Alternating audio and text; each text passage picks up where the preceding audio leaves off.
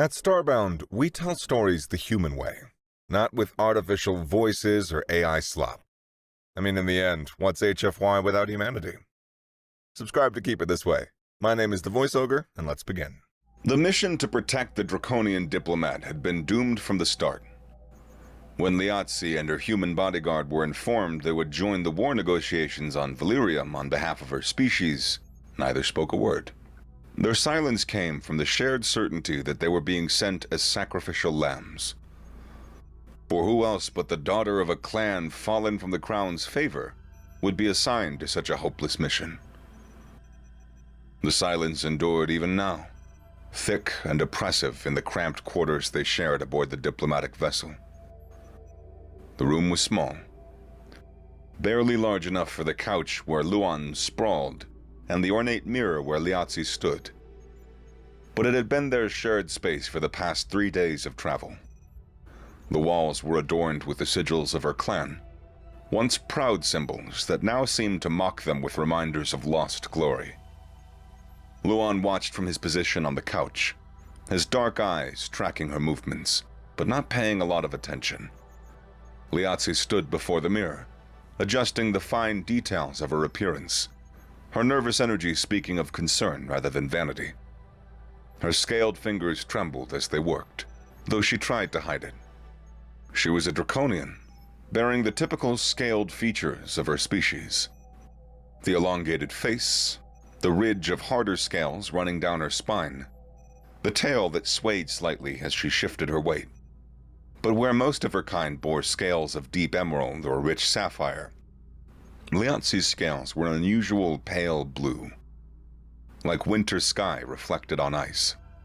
They had never changed color from the day she had been born, the harmless defect that had marked her as cursed in the eyes of many, including her own family before they'd fallen from grace. Luan observed with disinterest as she selected her golden horn rigs from a velvet-lined box. The horns themselves, two graceful curves that swept back from her temples, were considered a mark of beauty among her people. Next came the shiny earrings, each one a tiny work of art.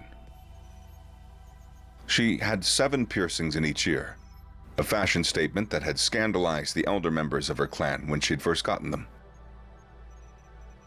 Finally, she turned her attention to her nose piercings, the part of her appearance she seemed to love most. She had a collection of them, her own version of a draconian horde, creating an elegant arc across her cheek. The entire process had taken nearly 40 minutes, and still, neither of them had spoken a single word. Why is the flat-chested lizard so worried about her appearance when they likely sent her to die on this mission? Luan's voice finally broke the silence, his tone casual, almost bored. He shifted on the couch, putting his arms behind his head in a pose of complete relaxation that didn't quite reach his eyes. Liatzi's hands paused for just a fraction of a second, her reflection in the mirror showing a flash of something. Anger, hurt, amusement, before her expression smoothed back to careful neutrality. She didn't turn to look at him as she adjusted one last earring and replied, "Of course the lame human wouldn't understand about me." She finally turned from the mirror, meeting his gaze directly with those striking blue eyes of hers. "You don't even understand your own females, so it would be too much for you, of course." The insult was delivered with the perfect amount of condescension, the kind that only came from years of back-and-forth arguments.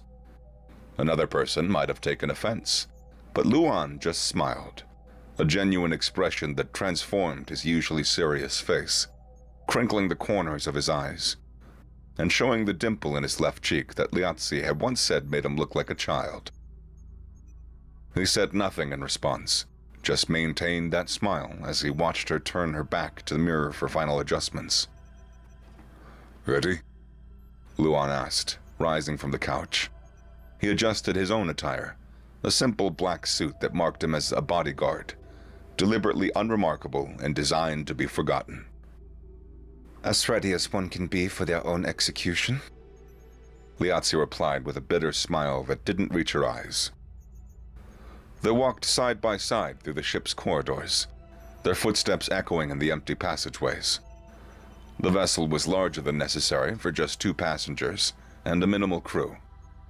Another small cruelty from the royal family, sending them to die in a ship that could have carried a full diplomatic contingent if anyone had been willing to join them. Luan noticed how the crew had made themselves scarce, hiding in their quarters or the engine room, unwilling to interact with those they considered walking corpses. He'd overheard some of them talking in hushed whispers when they thought he was asleep, placing bets on whether he and Liazzi would be killed immediately upon arrival, or if the other species would toy with them first.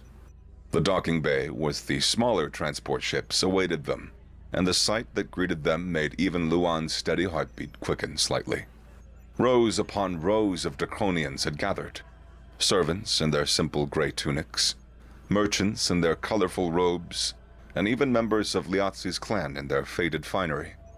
The sea of scaled faces stretched from the ship to the port's main entrance, all drawn with expressions of grief and resignation.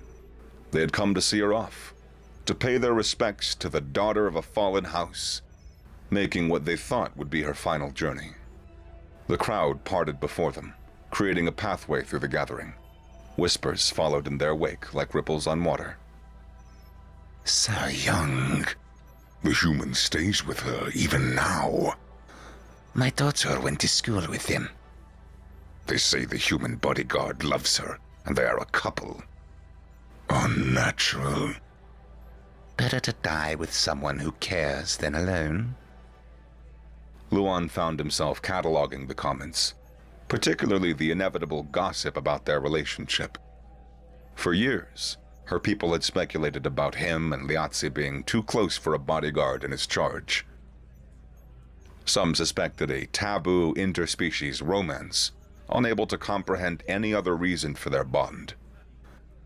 Others whispered about darker things, that he somehow had corrupted her, that her inability to change her scale color was because of his human influence, that their closeness was why her clan had fallen. He'd learned to ignore such talk, but today, their last day, he decided to give them something to really gossip about.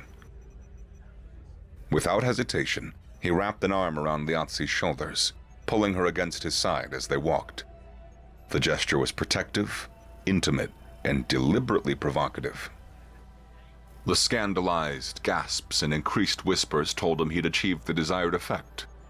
Let them talk, he thought. Let them remember the human who stood by her until the end. Liazzi leaned into him slightly, understanding the gesture for what it was.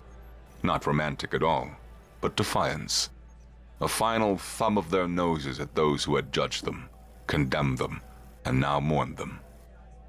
They both knew very well that their relationship was infinitely closer to that of brother and sister than anything else, and that this would be true forever. The memory of their first meeting was still vivid in his mind.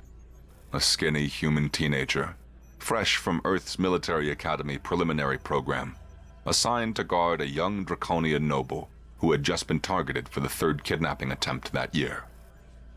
He'd been 16, all lanky limbs and barely controlled violence, trained from a young age in a dozen ways to kill, but having no idea how to actually protect someone. She'd been 15, trying to pretend she wasn't terrified of him. They'd attended the equivalent of high school together, an elite academy for the children of various species nobility. He'd sat through her classes, learning about interspecies politics and galactic history, while maintaining a constant watch for threats. She'd helped him with his homework during the long nights when he stood guard outside her dormitory, teaching him the complex mathematics her species had developed for faster-than-light navigation. They'd grown up together, in a way. He'd been there for her first heartbreak, a senior who'd only been interested in her clan connections. Her first academic triumph, graduating second in her class despite subtle discrimination. Her first taste of alcohol, which had resulted in her scales actually flickering green for about 30 seconds before returning to their eternal blue, and her first real understanding of how far her clan had fallen when she was quietly uninvited from the Crown Prince's birthday celebration. She'd been there for him, too. When he first received word that his mother had died while he was off-world, when he'd had to kill for the first time to protect her from an assassin, when he'd realized that he could never return to Earth because his life was here now, with her as her guardian and her friend. They entered the diplomatic transport that would carry them to Valyrium, the vessel's ostentatious luxury, a final mockery from the royal family. They took seats side by side, ignoring the rows of empty chairs that should have held advisors, assistants, cultural attachés, and all other members of a proper diplomatic mission. The engines turned on, and they said nothing for a moment. As the ship lifted off with a gentle shudder, he watched Liazzi's reflection in the polished wall panel. Her expression had shifted subtly, the careful mask of diplomatic composure giving way to something more vulnerable. "This would be the time you weren't able to save me," she said, her voice low. Tears began streaming down her scaled cheeks, leaving glistening trails. "I am sorry for dragging you into this, Luan. You didn't deserve to die for my clan's failures. You could have requested reassignment. You could have gone home to Earth. You could have." "Wouldn't be here if I didn't want to be," Luan interrupted her. He turned to face her fully, making sure she could see his eyes, see that he meant every word. "And I won't let you die either. You know I always have a plan, and today isn't any different, even if the enemies are much more powerful than usual." Surprise flickered across her features, her pupils dilating in that distinctly reptilian way that happened when her emotions spiked. Her hand shot out and grabbed his, her grip tight enough that her claws, those stupidly sharp natural weapons that her species retained from their evolutionary past, bit into his skin. He felt the warm trickle of blood, but didn't pull away. "A plan?" Her voice rose, hope and disbelief warring in her tone. "What plan could you possibly have to save me on a hostile planet filled with various diplomats who wanted me dead? With just the two of us allowed here to leave the ship. They'll have security, shields, weapons. Luan, we're talking about the combined military elite of 8 species. Ow, careful with your claws," he complained, wincing as one particularly sharp talon found a nerve. "I feel sorry for your future boyfriend. Every time you get emotional, you have a tendency to grip too tightly. You'll need armor just so that you can hold his hand." She realized what she was doing and released him immediately. "It is not my fault that humans have soft skin and not scales. You're basically made of tissue paper compared to us. I've seen you bleed from paper cuts." "That was one time, and it was a really sharp edge of paper," Luan protested, rubbing his hand and checking the damage. 3 neat puncture wounds, already clotting. They'd leave scars to add to his collection. His hands were a roadmap of years spent in close proximity to someone with natural weapons and poor emotional regulation. He pulled out a small medical kit from his pocket. He'd learned to always carry one, and began cleaning the wounds as he explained. "I'm bringing the clan's arsenal with me. Your family's entire weapon collection, including my personal pieces, is in the cargo bay." Her blue eyes widened to their fullest extent, her inner eyelids retracting completely, a sign of extreme shock among her species. "How did you convince the old weapons master to let you take everything? Master Kron would never. He treats those weapons like his own children. He still polishes your grandmother's ceremonial blade every day, even though no one's used it in 50 years. Luan applied a small bandage to the worst of the punctures, his grin turning mischievous. "I didn't convince him.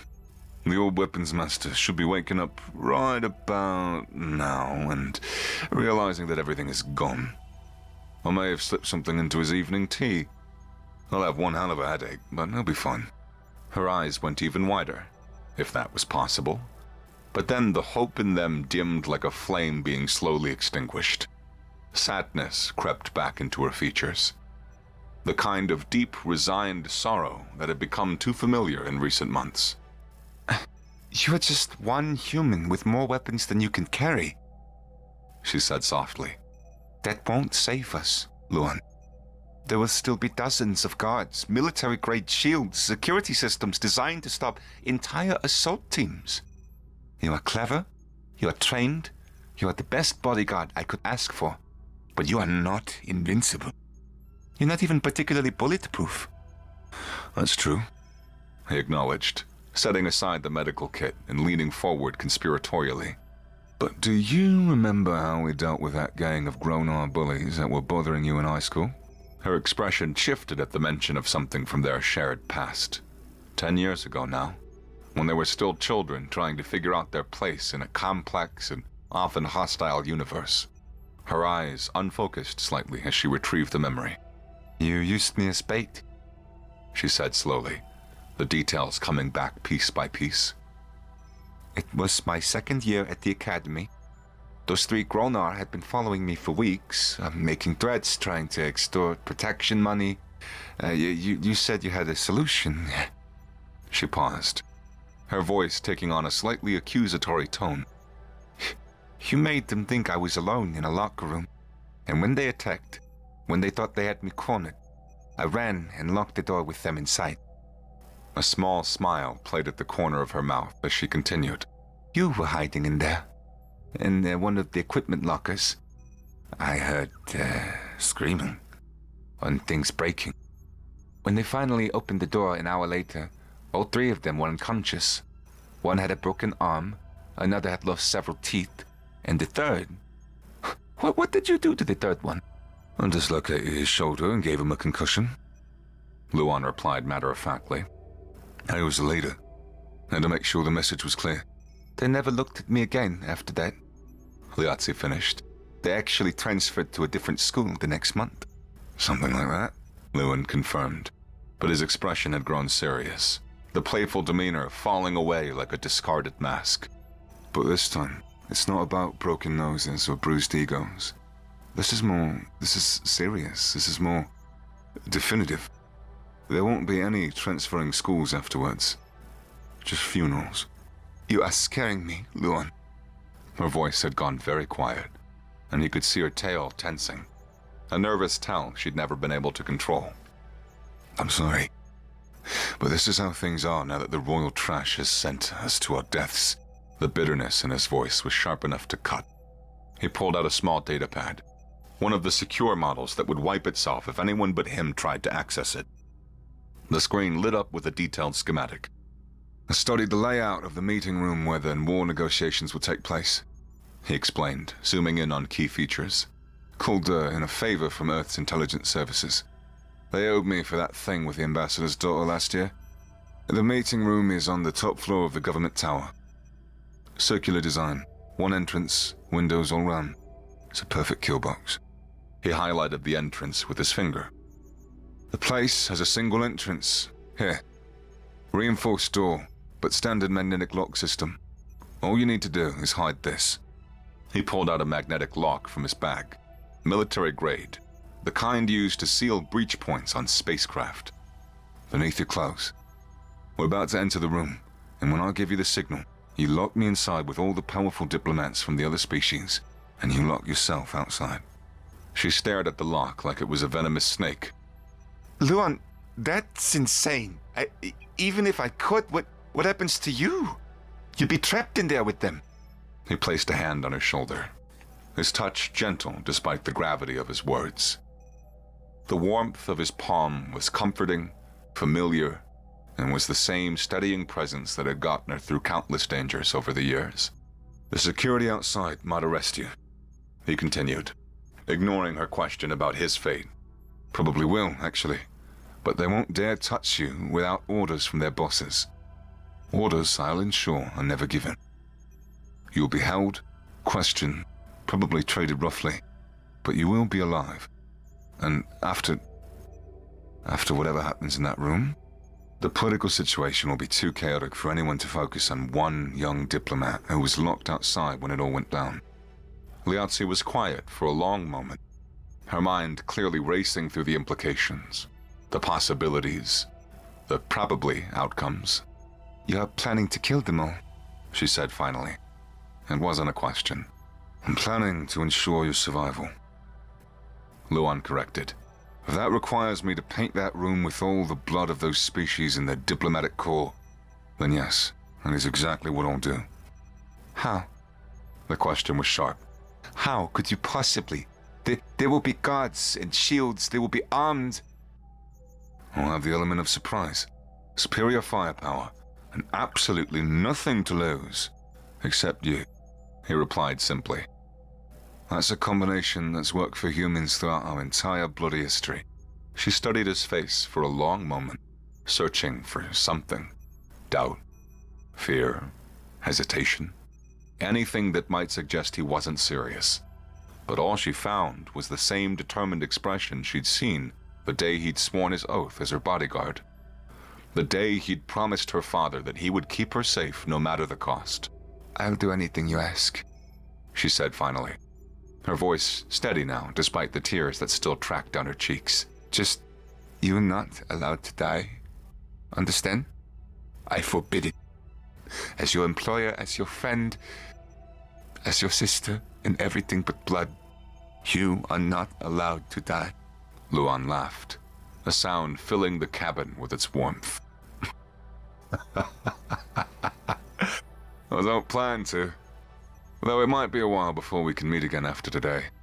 I'll need to disappear for a time, let things cool down. Earth will probably hide me.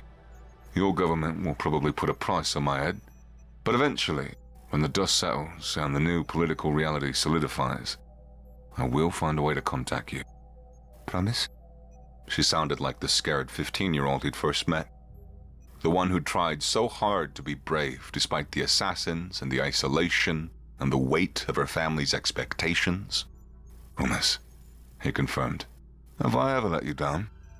There was that one time with the ambassador's party that, That wasn't my fault. How was I supposed to know that your boyfriend was allergic to chlorine?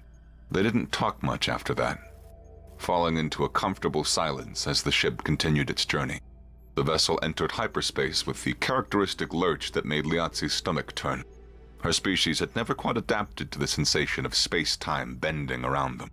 The journey through the void between spaces took several hours, during which Luan reviewed his plans one more time while Liazzi tried unsuccessfully to meditate. The ship emerged from hyperspace at the edge of Valyrium's system, the planet hanging before them like a diseased eye. It was a gray-green sapphire wrapped in clouds that looked like bruises against its atmosphere, the result of centuries of industrial development with no regard for environmental consequences. This world was chosen for its neutrality, its lack of allegiance to any of the warring factions. It was also a world where life was cheap and violence was currency. The descent took another hour, the ship's communication systems crackling with increasingly hostile challenges from planetary security. Each checkpoint required passwords, clearances, and barely veiled threats. By the time they received final approval to land, it was clear that everyone knew exactly who they were and why they were here. The ship descended in one piece to the designated platform. A public deconstruction of a diplomatic vessel wouldn't sit well with anyone, no matter how much they wanted the occupants dead. The platform was isolated from the main spaceport, surrounded by armed checkpoints and surveillance drones. They weren't taking any chances. Before disembarking, Luan made his way to the cargo hold where his 3-person crew was making final preparations. They were the older members of Liazzi's clan, volunteers who had agreed to pilot this death trap knowing they might not survive the return journey. Captain Thun, Luan addressed the eldest, a scarred veteran whose scales had long ago faded to gray. I need you to do something for us. Anything for the young lady, Thun replied immediately. Luan gestured to several cases stacked in the corner. Those contain drone units, military grade, with remote operation capability. Once we clear the ship, I need you to prep them for launch. When you receive my signal, it'll be obvious when it comes. Launch them at these coordinates. He handed over a datapad with the information. Thun studied the coordinates, his eyes widening slightly. That's the government tower, yes. Don't worry, you won't be shooting at it.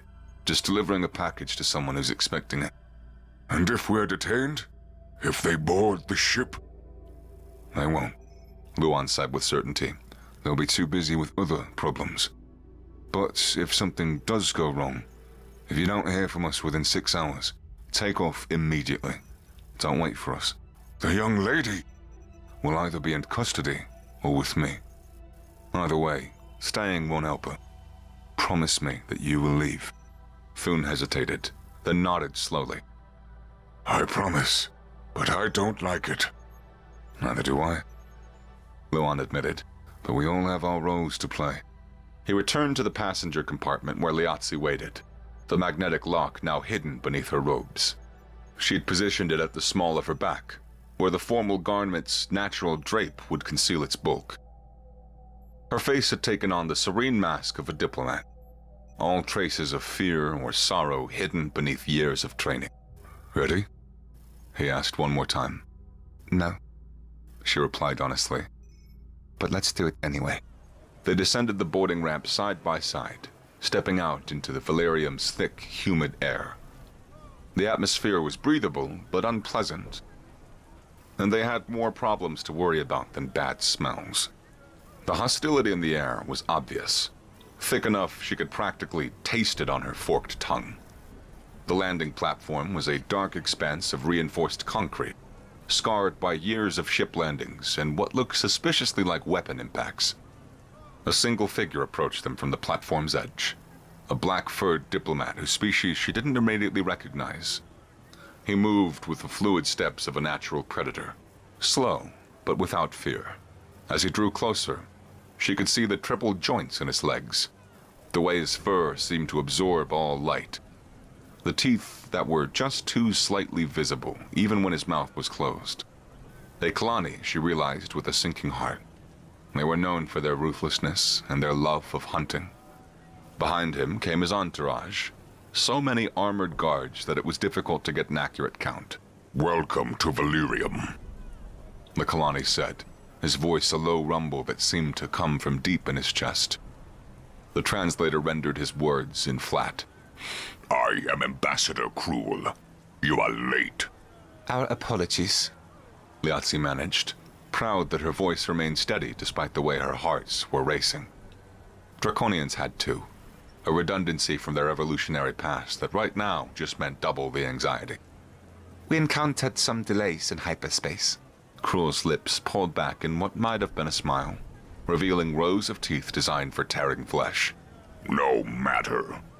The others are waiting. But first, security protocols. Surely you understand. In these troubled times, we must be careful. Of course. She agreed. Multiple detection tools were aimed at Luan first. Sophisticated scanners that would detect weapons, explosives, communication devices, even certain types of poison. The guards operating them seemed almost disappointed when the scan after scan came back clean. Luan stood perfectly still during the process, arms slightly raised, looking for all the world like a bored traveler going through routine security. He's clean, One of the guards reported, not bothering to hide his surprise. Cruel's predatory smile widened, showing even more teeth. How interesting.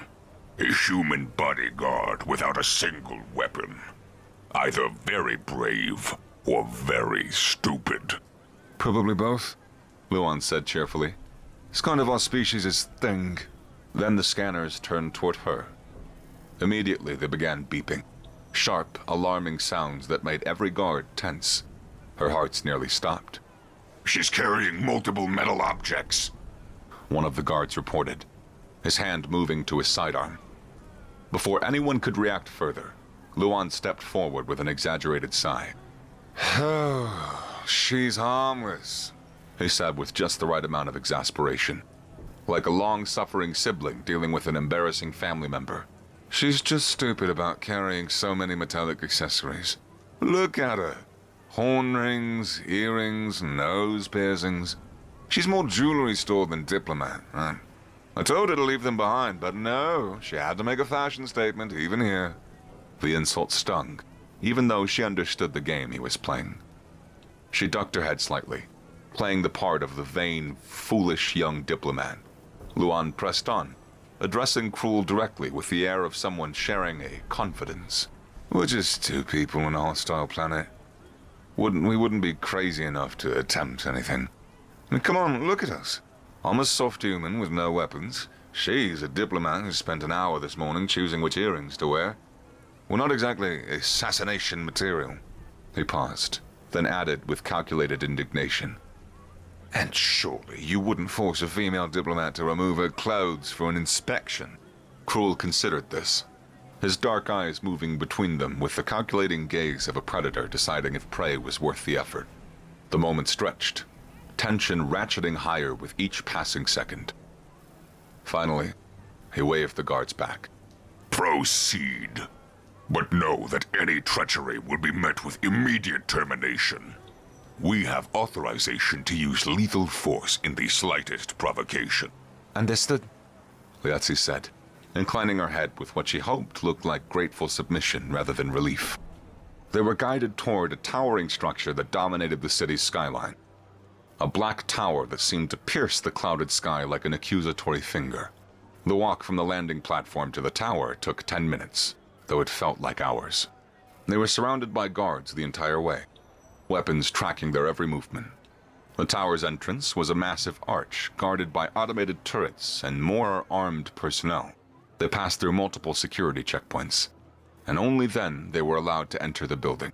The elevator that would carry them to their fate was an expansive cage of black metal and reinforced glass, large enough to hold their entire group, herself, Luan, Krul, and 5 guards whose weapons never stopped pointing in their general direction. As they ascended, Krul spoke again, his tone conversational in a way that made her scales try to bristle. The others are already waiting in the highest meeting chamber. 8 species are represented today. The fate of 9 planets will be decided in the next few hours. How exciting, Luan said with false brightness. I've never been a part of deciding the fate of multiple worlds before.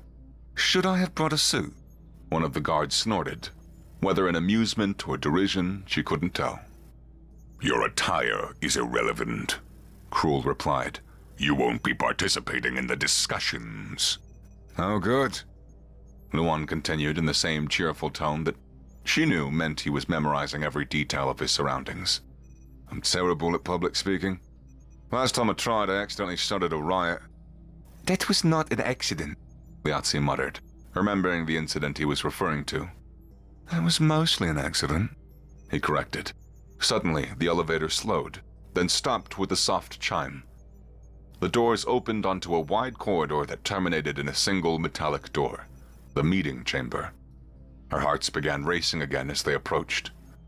The door was exactly as Luan had described, reinforced steel with a magnetic lock system, designed to be secure but not impregnable. After all, who would be foolish enough to attack a room full of the galaxy's most powerful diplomats? The guards formed up around them as they walked down the corridor. Krul moved ahead to input his security codes. This was the moment. Luan picked up his pace just slightly, moving ahead of her toward the threshold. It was subtle, natural, the movement of someone eager to get an unpleasant task over with. He crossed into the room, and in a split second, he looked back at her. The expression on his face was everything. Goodbye, good luck, trust me, I love you, sister. All compressed into a single look. Then, he erupted into motion, moving faster than she'd ever seen him move. He grabbed the door and pulled it shut behind him with a resounding crash. She acted without hesitation, muscle memory from years of training taking over. The magnetic lock was in her hands and slapped against the doorframe before the guards could even process what had happened. The device activated with a distinctive whine, its electromagnets engaging with enough force to resist anything short of heavy explosives. The guards reacted instantly, grabbing her arms and forcing her to her knees. But it was too late. Whatever happened next depended entirely on Luan now. You little fool! Krul snarled, his fur standing on end, making him appear twice his size. Do you know what you have done? Yes, she said simply, meeting his furious gaze without flinching. I have given my brother a fighting chance. Luan was smiling as the door locked behind him. The meeting chamber spread out before him exactly as the schematics had shown. A perfect circle with floor-to-ceiling windows offered a panoramic view of the city below. The conference table dominated the center, surrounded by representatives of various species and their guards. The reactions were immediate, but not quite what he'd expected.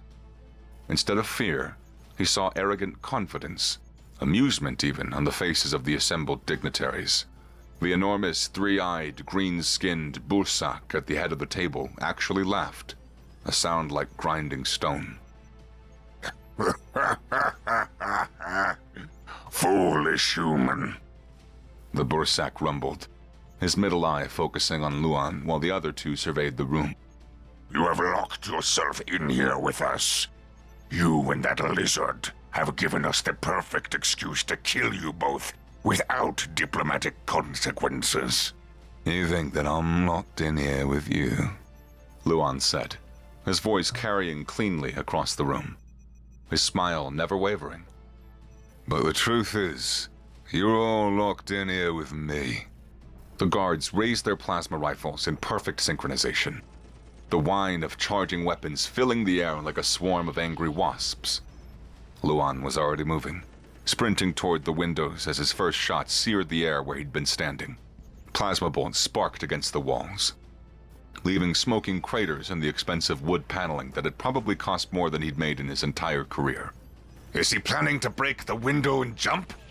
A four-armed Zalathi diplomat asked with overconfident amusement, his species' natural arrogance dripping from every word. That would be entertaining to watch. It is a 300-meter drop. I have something else in mind, Luan called back, counting down in his head. 3, 2, 1. Right on cue, a drone smashed through the window with an explosion of breaking glass. The black carrier drone hovered for just a moment before dropping a large military backpack at Luan's feet. His arsenal had arrived. The first thing he pulled out was a high-caliber pistol, a human weapon that most species dismissed as primitive. They preferred their plasma weapons, their energy shields, their advanced technology. But humans had spent thousands of years perfecting the art of projectile warfare. And sometimes, the old ways were the best. The guards continued firing, and the diplomats activated their personal shield generators with smug confidence. The wrist-mounted devices created shimmering energy barriers that would stop most energy weapons. They stood behind these shields, certain of their safety. Luan raised the pistol and fired, the .50 caliber round punching through the nearest shield like it was made of tissue paper, taking the guard in the chest and spinning him around in a spray of purple blood before he collapsed. Kinetic weapons! Someone screamed. The shields don't... Luan didn't let him finish. He moved quickly, each shot deadly. Guards fell, one after the other, their advanced armor useless against the brutal physics of accelerated metal. The diplomats scrambled for cover, their arrogance evaporating like morning mist. 7 of them rushed toward the sealed door in a blind panic, pushing and shoving at each other as they pounded on the magnetic lock, screaming for their guards to blast it open from the outside. Luan pulled the grenade from the backpack. Not a stun grenade, not smoke, but a good old-fashioned fragmentation device. You might want to move, he suggested mildly, pulling the pin. They didn't have time to react. He tossed the grenade into their midst and dove behind the conference table. The explosion shook the entire room, the concussive force making his ears ring and his teeth ache. When he emerged, there was nothing left of the Zeppelin diplomats but scattered pieces and multicolored blood painting the walls in an abstract pattern of violence. More grenades followed in rapid succession. Smoke filled the room in thick gray clouds. Flashbangs left survivors stumbling blind and deaf. White phosphorus sent 2 Gronar warriors screaming to the floor as the chemical fire ate through their natural armor. Through it all, Luan moved like death itself. Methodical, unstoppable. This wasn't a fight. It was an execution. Years of training distilled into 3 minutes of absolute violence. The Bursak leader maintained his dignity even as his guards fell around him. You are starting a war, he declared, his 3 eyes blazing with fury. Every species here will demand vengeance. Your Earth will burn for this. Earth doesn't know I'm here. And I technically work for Liatzi's royal family. So I guess they'd take the blame for this. Luan replied, reloading his pistol. He put 3 rounds into the Bursak's center mass, watching the massive diplomat crumple like a falling building. The last diplomat alive was a Kalani female, her psychic abilities pressing against his mind like cold fingers. "You don't want to do this," she said, her voice layered with compulsion. "You want to put the gun down." "I don't want this," Luan said conversationally, resisting her abilities. "This wasn't personal. You were just in the way of someone I care about living through today." He pulled the trigger. The room fell silent, except for the whisper of wind through the broken window. 3 minutes had passed since the door was sealed. Every diplomat, every guard, everyone who had thought themselves protected by shields and armor and political power, all dead. Luan surveyed his work with grim satisfaction, then gathered what remained of his ammunition and strapped on the parachute from the backpack. At the window's edge, he paused to look back at the door. Liatzi would be terrified, probably crying, definitely calling him an idiot in her head. But she'd be alive. He jumped, wishing her good luck in his mind. The twin moons of Dirar cast silver light through her window as Liatzi sat alone in her room. Her hatchlings had finally fallen asleep after demanding 3 stories, 2 songs, and a promise that Uncle Luan from their favorite bedtime tale was real. 7 years had passed since that day on Valyrium. She'd been held as a prisoner for 6 months while the various species tried to understand what had happened. By the time she was released, the war was over. 9 planets had descended into chaos as factions fought to fill the power vacuum left by their dead leaders. The royal family had taken the blame, or the credit depending on perspective. Most species preferred to believe in an elaborate royal plot rather than a single human bodyguard had ended their entire interplanetary war and driven their planets into internal strife. Suddenly, as she was about to return to her own room and get some sleep, her datapad chimed with an encrypted message. She almost ignored it, but something made her open it. The image loaded slowly, and when it finally resolved, tears streamed down her face. It was Luan, older now, with a prominent scar across his left cheek, standing next to a human woman holding a baby. The message below was brief. "Up for meeting your niece in the new year, you flat-chested lizard?" She laughed through her tears, typing back, "Only if you're prepared to meet 2 new nephews who inherited their mother's claws, you soft-skinned idiot." The response came immediately. "Already teaching her to wear armor. See you soon, sister." Liatzi smiled at the moons. The mission to protect the draconian diplomat had been doomed from the start. But sometimes the best endings come from the worst beginnings. And sometimes all it takes is 3 minutes and a human with nothing to lose except the person they call family.